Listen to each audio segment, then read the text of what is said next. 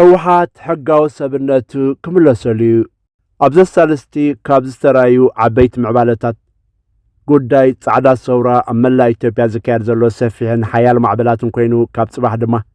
ብዝተረረ ክቕጽል ምዃኑ እዩ። ካልእ እቲ ኣብን ጌታቸውን ኣብ ደቡብ ትግራይ ብዝለዓለ ህዝባዊ ናዕብታት ክካየድ ዝሰርሑሉ ዘለዉ ዕላማታት እዩ።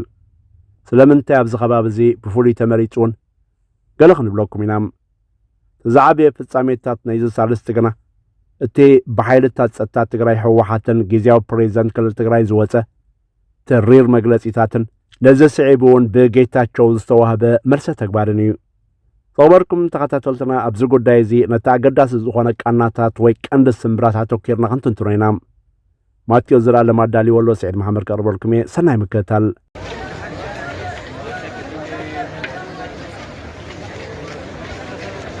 ብናይ ጥዕና ሰብ ሞያ ዝጀመረ ሓያል ናይ ናብራ ሕሰም ዝደረኾ ጠለባት ስርዓት ኣብይ ፖለቲካዊ መልክዕ ኣትሒዙ ብሓይልን ብምፍራሕን ምእሳር ምግፋዕን ክፈትሑ ብምፍታኑ እቲ ቁጥዐ ናብ ዝበረኸ ኩነታት ዓሪጉ ካብ ጽባሕ ጀሚሩ ድማ እቲ ምሕንጋድ ብዝሓየለ መንገዲ ክቕጽል ምዃኑ ዝግለጽ ዘሎም ነዚ ሓደገኛ ኩነታት ንምዕጋት ኣብይ ገዚፍ ናይ ጸጥታ ሓይሉ ኣብ ፈቐዶ ሆስፒታላት ኣዋፊሩ ከም ዘሎን ጋውን ዝለበሱ ናይ ጸጥታ ኣብ ውሽጦም እናስለኸ ክሳዕ ሞባይላት መንዚዕካ ምጉርጓርን ንበርክት ዝበሉ መራሕቲ ምንዓብ ኢሉ ዝገለጾም ድማ ይኣስርን የጋፍዕን እዩ ዘሎም። በዚ ተቖጥዑ ናይ ዲያስፖራ መራሕቲ ጻዕዳ ሰውራ ከም በዓል ጀዋር መሓመድ እቶም ንስልጣን ኣብ ንምሕላው ንሰላማውያን ህዝቢ ዝኣስሩን ዘጋፍዑን ዝቕጥቅጡን ናይ ዘለዉ ናይ ጸጥታ ሓይልታት ኣስማት ዝርዝሮም ብህፁፅ ክለኣኽን ከም ሰነድ ክትሓዘን ጽባሕ ዘይወጋሕ መሲልዎም ኣብ ልዕሊ ህዝብና ዝፍጽምዎ ዘለዎ ግፍዕታት ክሕተቱ ምዃኖም ብትሪ ከጠንቅቑ ይረኣዩ ኣለዉ። ከምዚ ንዕዘቦ ዘለና ድማ እዚ ጻዕዳ ሰውራ ካልእ ሰብ ሞያ ክጽምበርዎ ምዃኖምን ንስርዓት ኣብይ ብርቱዕ ጸቕጢ ክፈጥረሉ ምዃኖምን ይግለጻሎም። እቲ ካልእ ኣብን ጌታቸውን ብዝለዓለ ዝሰርሕሉ ዘለዉ ኣብ ራያን ከባቢያን ዘካይድዎ ዘለዉ ናይ ህዝቢ ምልዓል ካልእ ብላሽ እካበታታት ተሓሳስባን ዝኸፍአ ጎስጓስን ወሲኾምሉ ከም ዘለዉ ይግለጻሎም። ዝበዝሐ ሰብ እቲ ናይ ህዝቢ ራያን ከባቢያን ኣንጻር ሕወሓትን ሓይልታት ጸጥታን ዘካይድዎ ዘለዉ ዝተወደበ ናዕብታት ጌታቸው ካብ ስልጣኑ ስለዝተኣልየ ጥራይ ዝተቆጥዑ ዝመስለሎም እንተኾነ ኣብይ ኣብ ውሽጦም ዘስልኾ ዘሎ ዝኸፍአ ጉዳይ ራያ ከም ትግርኛ ዝዛረቡ ኦሮሞ ስለ ዝቝጸሩ ጌታቸው ይኹን ህዝቢ ራያን መደባይ ዘናሞ በቆሎም ካብ ኦሮሞ ስለ ዝኾነ በዚያ ኣቢሉ ትረኻታት ይጥምዝዝ ከም ዘሎ ይሕብራሎም። እቲ ካልእ ዝዓበየ ስጋት ናይ ኣብይ ግና እዚ ናይ ደቡብ ትግራይ ዞባ ብስትራቴጂ ኣዝዩ ኣገዳሲ ብምዃኑን ሓይልታት ጸጥታ ትግራይ ናብዚ ከባቢ እንተተቖጻጺሮም ንወሰንቲ ናይ መስመር ጅቡቲ ኣዲስ ኣበባ ወይ ድማ ንክልል ዓፋር ብቐሊሉ ጽልዋ ስለ ዘሕድረሉ ኣብይ ሻቕሎት ፈጢሩሉ ከም ዘሎ ይፍለጥ። ኣብይ ካብ ዝሓለፉ ኣዋርሓት ሒዙ ሓይልታቱን ኣጽዋራቱን ናብ ሰመራ ከደልድሎ ምጽሑ ዝፍለጥ ኮይኑ እቲ መናወራታት ጥሮተኛታት ናይ ትግራይ ጀነራላት ናብ ቡሬ ናብ ባዳ ኮለላ ገይሮም እናበልካ ኣንፈት ትረኻታት ናይ ህዝቢ ንምቕያር ዝካየድ ፕሮፓጋንዳ ዝኾነ ወታደራዊ ዕላማ ከም ዘይብሉን ኣብዚ እዋን እዚ ብቡሬ ይኹን ባዳ ዝወፍር ሰራዊት ንሞት ዝተፈርደን ነፍሰ ቅትለታዊ ፈተነ ጥራይ ክኸውን ከም ዝኽእል እዮም ወታደራውያን ተንተንቲ ዝገልጽዎም። ስለዚ ድማ ኣብይ ንሓይልታት ጸጥታ ትግራይ ናብ ዞባ ሓይሎም ከዋፍሩ ብፍርሕን ስጋትን ስለ ዝጽምቶ ኮነ ኢሉ ብመንገዲ ጌታቸው ገይሩ ናይ ህዝቢ ናዕብታት የጓሳኩስ ከም ዘሎ ይስሕበር ዘሎም። ብዛዕለበ ሳልስቲ ዶክተር ደብረጽዮን ትግራይ ዓቕምታታ ተጠቂማ ግዝኣታታ ከተመልስ ምዃና ገሊጹ ነይሩ። ናብቲ ካልእ ዛዕባ ምስ ንሰግር ጉዳይ ጌታቸውን መልሰት ተግባር ናይ ሰለስተ ዓበይቲ ትካላት ትግራይን ብዝምልከት ንህቦት እንተናዩ እቲ ኣብ ዝሓለፈ ሰሙን ጌታቸው ረዳ ዘካየዶ ቃለ ምሕተት ብዙሓት ኤሊታት ተጋሩን ኢትዮጵያውያንን ዘገረመ ከም ዝነበረን እቲ ኣሉታዊ መልሰት ተግባር ድማ ብፍላይ ንጌታቸው ደገፍቲ ከይተረፈ ዝቆጥዕ ብምንባሩ እቲ ስምብራት ናይ ቃለ ምሕተት ንጌታቸው ረዳን ስብእኖን ዘዕነወን ክሳብ ደገፍቲ ዝነበሩ ከይተረፉ ዝኸዓብዎን ዝተቆጥዕዎን ከም ዝነበረ ብግብሪ ተሓሲብና። እቲ ቃለ ምሕተት ጌታቸው ረዳ ሕወሓት ጥራይ መልሲ ሂቦምሉ እንተዝነብሩ ብዙሕ ጽልዋ ኣይመሃለዎን ነይሩ። እንተኾነ ሓይልታት ጸጥታ ትግራይ ንስርዓት ኣብን ንጌታቸው ረዳን ዘነጻጸረ ተሪር ዝኾነ መግለጺ መጠንቀቕታን ካልእ ሳዕቤን ዝእምት ተሪር ሓረጋት ብምጥቃሞም እቲ መግለጺ ብዓይነቱ ፍሉይ ነይሩ ክበሃል ይከኣል። እቲ ተሪር ቃላትን ሓረጋትን ናይ ሓይልታት ጸጥታ ትግራይ ኣብ ታሪክ ናይ ትግራይ ብዙሓት ከዳዓትን ጠለማትን ርኢና እሞ ከምዚ ናይ ጌታቸው ረዳ ዝኣመሰለ ክድዓትን ጥልመትን ፈጺሙ ተራ ይፈልጥን ክብሉ ዝገለጹ ከቢድ መልእኽቲ ዘለዎ ኮይኑ ንጌታቸው ረዳ ብገበን ናይ ዝለዓለ ክድዓት ማለት ቱሪዝም ከም ዘቐመጡ ወይም ገሊጾምን ንዑ ዝግባእ ሳዕቤን ከም ዝህልው ኣሚቶምን ኣብቲ መግለፂ ናይ ሓይልታት ጸጥታ ትግራይ ጌታቸው ንረብሓን ድሕነትን ህዝቢ ትግራይ ብኸቢድ ዝጎድእን ንሰውራ ወያነ ይኹን ፖለቲካውን ወተሃደራውን ትካላት ኣዘዕኑን ብዝኸበደ ድማ ምስጢር ንጸላኢ ይሕሊፉ ብምሃቡ ብርቱዕ ቁጥዐ ከም ተሰምዖም እዮም ገሊጾም ብዘካዚ ሕወሓት ጸኒሑ ዘውፅኦ መግለጹ ናብ መንግስቲ ኣብን መሓውራትን ሚድያታትን ብቐጥታ ዘነጻጸረ መግለጺ ኮይኑ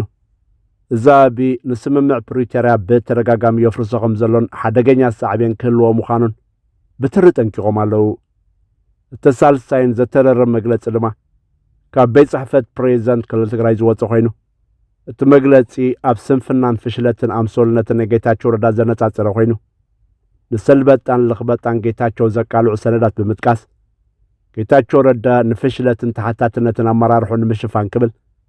ከም ዝኣመሰለ ናይ ብድሕረይ ዳንዴራ ይብቆል ዝዓይነቱ ተግባራት ነቲ ጊዜያዊ ፕሬዚደንት ምምሕዳር ትግራይ ብምንባሩ ጥራሕ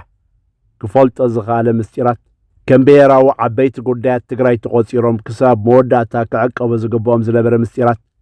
ንትግራይን ህዝባን ዘስዕብዎ ጉዳት ብዘየገድስ ናብ ርካሽ ዕዳጋ ከውርዶ ጌናውን ክቕጽሎ ከም ዝኾነ ዝግመት ኮይኑ እዚ ዝወረደን ሓላፍነት ዝጎደሎን ተግባር ሕጋውን ሞራላውን ቁመና ዝሰሓተ ናይ ጌታቸው መንነት ብግልፂ ዘቃልዕ ተግባር ኮይኑ ተመዝጊብሎ ክብል ቤት ጽሕፈት ፕሬዚደንት ምምሕዳር ትግራይ ንጌታቸው ረዳ ዝኾነን ተሪር መግለፂ ውፅኡ ካብዞም ሰለስተ ዓበይቲ ትካላት ትግራይ ማለት ሓይልታት ጸጥታ ትግራይ ሕወሓት ጊዜያዊ ምምሕዳር ትግራይን በብትካሎም ዘውፅኦ መግለፂታት ኣዝዩ ተሪርን ኣብ ህዝቢ ከይተረፈ ከቢድ ቁጥዐ ከም ዘሕደር እዮም ዝገልጹ ዘለዉ እንተኾነ ከምቲ ቤት ጽሕፈት ፕሬዚደንት ምምሕዳር ትግራይ ዝገለጾ ጌታቸው ጌና ነዚ ነውራም ተግባራት ክቕጽሎ ከም ዝኽእል እዮም ዝእምቱ ጌታቸው ረዳ ንመግለፂ ቤት ጽሕፈት ፕሬዚደንት ምምሕዳር ትግራይ ኣመልኪቱ መልሰ ተግባር ብምሃብን ንጀነራል ታደሰ ወረደ ከዋረድ ይኽእል እዩ ዝበሎ ጸረ መጥቃዕቲ ፈኒሎም ብግዳ ሓቂ ክረአ እንከሎ ጌታቸው በቲ ዘካየዶ ቃለ መሕተት እሞ ድማ ኣብ ቴሌቪዥን ፋና ብምዃኑን ብብርክት ዝበላ ንምስሊ ጌታቸው ረዳ ዝኳሓሓላ ዝነበራ ሚድያታት ከይተረፋ እንጻር ጌታቸው ረዳ ትሪር መልሰ ተግባር ክህባ ምፍታንን ንጌታቸው ረዳ ተወሳኺ ጭንቀት ክፈጥረሉ ከም ዝኽእል ዝግመት ነገር እዩ ማቴዎስ ዘላለም የኤርትራ መንግስት የትኛውን ይቅርታ ጠየቀ እስኪ ንገረኝ ቅድም ያልኩህን ጥፋቶች የፈጸመ እኔ የኤርትራ ኦፊሻሎች ጋር ገናኝ ነበር ፓስት አታንሳ ነው የሚሉት ያለፈውን በፍጹም እንዳታነሱ አሁን ወደፊት ስለዚህ አሽከር ነው የምትፈለገው ዩስፉል ኢዲየትስ የሚሏቸው አሉ ሲሪየስሊ ማይወስዷቸው የኤርትራ መንግስት ተቆሊፍና ኢሳያስ ተቆሊፍና ማለት የነበረን ዓላማ ቲፒኤልኤፍ ኮምፕሊትሊ ከድረገት ማጥፋት አይደለም ፕላናቸው የትግራይ ቲፒኤልኤፍ ብቻ ነበር የትግራይ ህዝብ እንደ ኤንቲቲ ወደ የሰፈሩ እንዲበታተን ኤንቲቲ እንዳይኖር አብዛኛው እኔ ኖርዘርን ፓርቱን የኤርትራ ግዛት አድርገህ አብዛኛው ደግሞ እነሱ እንደሚሉት የአማራ ግዛት አድርገህ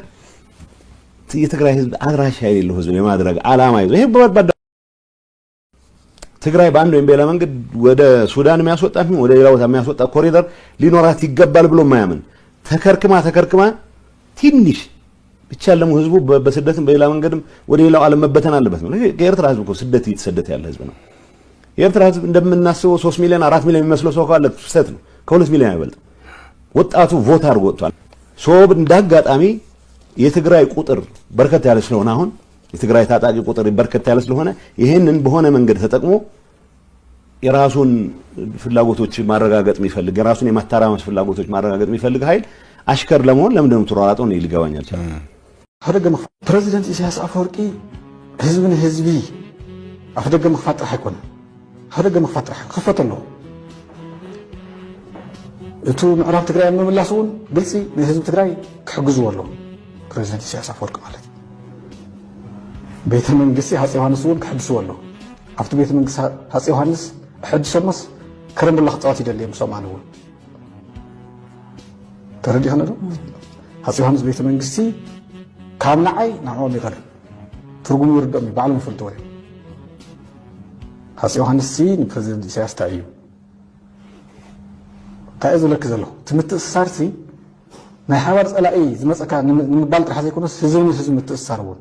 ቤተ መንግስቱን ክሕደሰሎ ምዕራብ ትግራይ እውን ከፍቱልና ኣሎ